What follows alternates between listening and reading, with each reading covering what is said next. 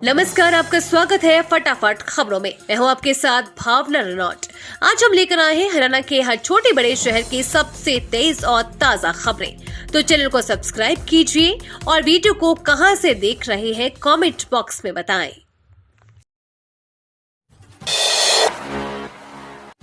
Bhajpa Haryana star प्रचारकों की list जारी। नरेंद्र मोदी सहित ये 40 नेता करेंगे प्रचार।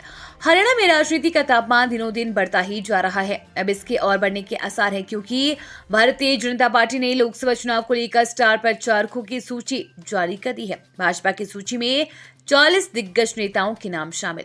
इस सूची में 40 दिग्गजों को जगह मिली है, जिसमें देश के प्रधानमंत्री नरेंद्र मोदी और गृह मंत्री अमित शाह के अलावा केंद्रीय स्तर के मंत्री, मुख्यमंत्री और प्रदेश के मंत्री और पूर्व मंत्रियों को शामिल किया गया है।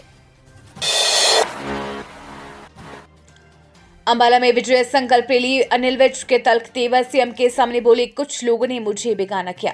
अंबाला छावनी के गांधी मैदान में बुधवार को भाजपा की विजय संकल्प रैली का आयोजन किया गया। इस दौरान मंच पर सीएम नायब सैनी के सामने पूर्व गृह मंत्री अनिल विज के तेवर तल्ख दिखे।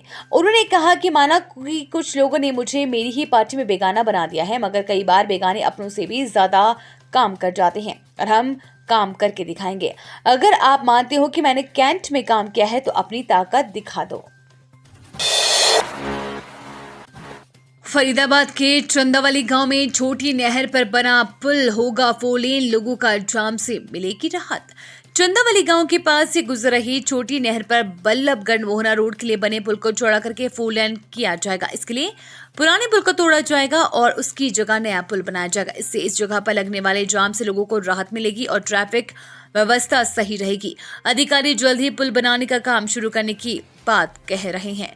बता दें कि आगरा नहर से निकली एक छोटी नहर गांव चंदावली के पास से होकर गुजर रही है। बल्लभगढ़ मोहना रोड के बीच से होकर गुजर रही इस छोटी नहर के ऊपर फिलहाल 2 लेन पुल बना है। इसके समानांतर गुजर रही आगरा नहर पर नया 4 लेन पुल बन चुका है और उसकी अप्रोच रोड भी 4 लेन हो चुकी है।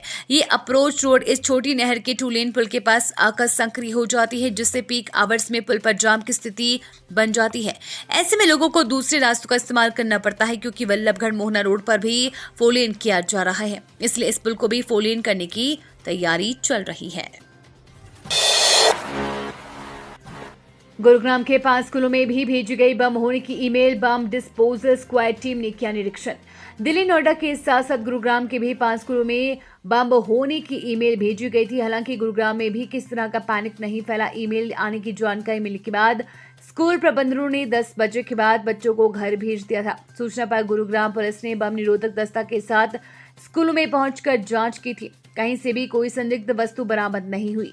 इन 5 स्कूलों में भेजी गई धमकी।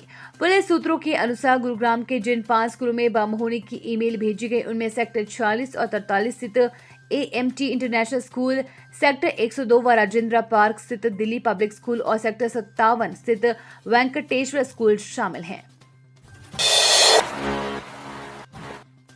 इधर नोटिस खेलते रहे आबकारी विभाग के अधिकारी, उधर 44 करोड़ पी गए शराब कारोबारी। वर्ष 2015 से 2023 तक लगभग 40 शराब फर्मों के ठेकेदारों ने आबकारी विभाग के अधिकारियों से मिली भगत कर सरकार को 44 करोड़ 2,98,000 रुपए का चूना लगा दिया। ठेकेदारों ने आबकारी विभाग से बचने के लिए शराब तो ली, लेकिन शराब बेचकर केवल अपनी जेबें भरने का काम किया। 8 सालों से नोटिस देने का खेलते रहे खेल। सरकारी खजाने में फीस जमा नहीं कराई। ये रहस्य उद्घाटन सूचना के अधिकार के तहत मांगी गई जानकारी से हुआ है। 8 वर्षों से अधिकारी संबंधित फर्मों को केवल नोटिस देने का खेल खेलते रहे। आने वाले नई फर्मों के लिए सरकारी खजाने में सेंधमारी का मार्ग खोल रहे हैं।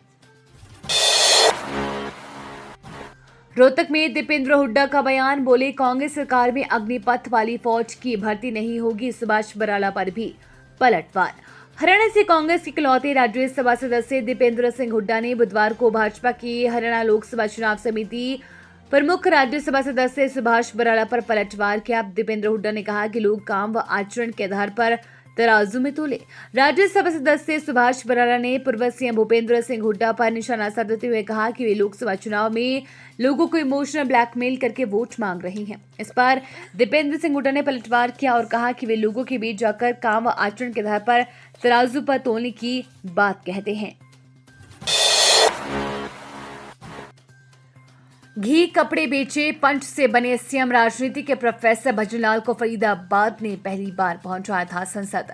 लोग कहते हैं कि भजनलाल ना बेहतरीन वक्ता थे और ना ही देवीलाल जितनी प्रसिद्धि थी, लेकिन उनमें एक ऐसा सेंस था जो उन्हें सबसे आगे रखता था।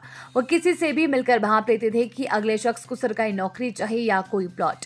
कहते हैं कि गया लाल को वापस अपने खेमे में लाने के लिए उन्होंने 20 लाख रुपए कैश का ऑफर दिया था। कहा जाता है कि हिसार में आकर उसे भजनलाल गांव से पैदल आदमपुर की मंडी में घूमने जाते थे। वो घी बेचा करते थे। तब एक दुकानदार ने उनकी कुशलता को भांप लिया और उनको अपनी दुकानदारी में हिस्सेदारी पर रख लिया।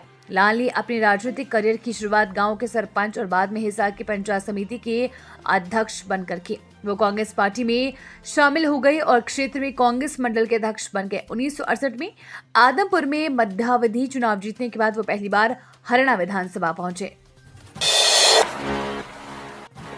मतदाता सूची में अगर है नाम तो ये 11 में से कोई एक डॉक्यूमेंट दिखाकर डाल सकेंगे वोट।